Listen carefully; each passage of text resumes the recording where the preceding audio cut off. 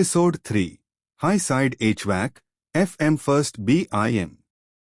Before we design high-side electrical systems, we first need to make HVAC loads visible and accountable. High-side HVAC defines the electrical backbone of a building. If these loads are not clearly understood, any electrical design that follows is built on assumptions. So in this episode, we start where facility management actually needs clarity: high-side HVAC assets and their operational intent. This model is not a final HVAC design. It is an FM-safe representation that establishes asset visibility, capacity awareness, and electrical load anchoring. The goal here is not vendor-perfect selection. The goal is operational clarity. Let's look at the key high-side assets in this model. We have an air-cooled chiller, circulation pumps, AHUs at served levels, and supporting equipment such as the expansion tank and chemical dosing system. Although guest rooms use chilled water FCUs, the chiller itself is air-cooled. Air-cooled simply refers to how heat is rejected. Chilled water still serves the building. A water-cooled chiller is always an alternative, and that choice can be made later without changing the FM data structure. At the facility management level, we are not locking ourselves into a specific chiller make or model. What we capture here is capacity, intent, operational power, space, and access requirements.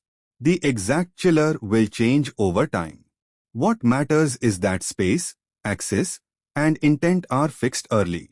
These plant areas are not vendor perfect. They are FM safe.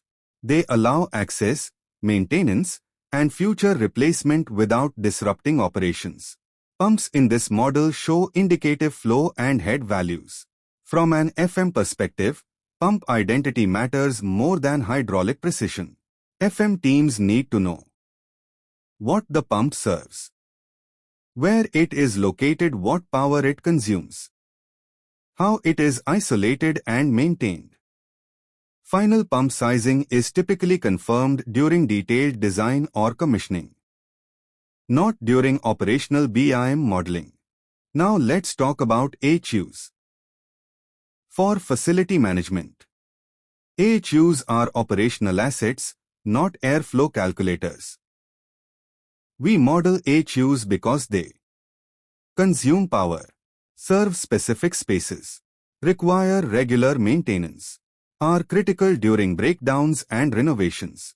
At this stage, we capture operational intent, not final airflow or coil selection. That level of detail belongs later. Without forcing FM teams to carry unnecessary complexity today, accessories like valves, strainers, gauges, and flexible connections are modeled only to the extent that FM teams interact with them. Isolation valves, balancing valves, control valves. These exist because FM teams operate and maintain them. Hidden calculation-driven components are intentionally left out.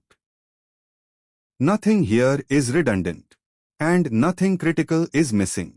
This high-side HVAC model now becomes the anchor for high-side electrical planning. Electrical loads are no longer abstract numbers.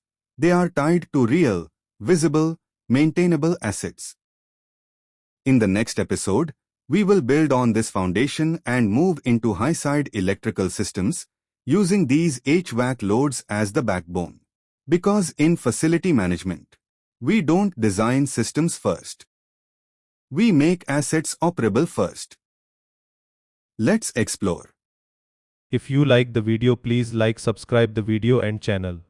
This will encourage me more.